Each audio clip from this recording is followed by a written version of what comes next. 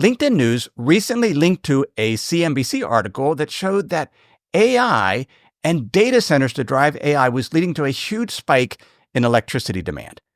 The IEA recently predicted that electricity demand in the U.S. would increase 4% next year. That's the biggest increase since the rebound years following the great financial crisis, as well as from the pandemic. Now, here's a surprising insight due to this electricity demand.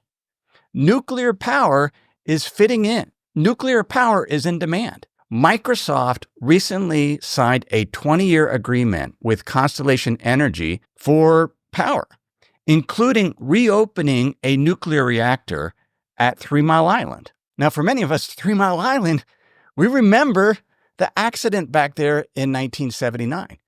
But there's a nuclear reactor that just shut down in 2019.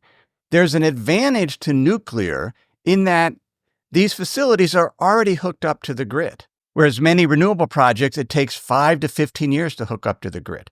Nuclear hasn't gone away. If we look at the energy mix in the U.S., 19% comes from nuclear. That's more than wind, hydropower, and solar. In France, nuclear makes up 68% of electricity generation. Now, the average age of nuclear plants in the U.S. is 42 years, but those facilities that are in place have very cheap baseload power, 6 cents a kilowatt hour to produce it in many cases. And so with this data center increase due to AI, nuclear remains a key component of the energy grid because it works, it's there, and in places like France, it's growing.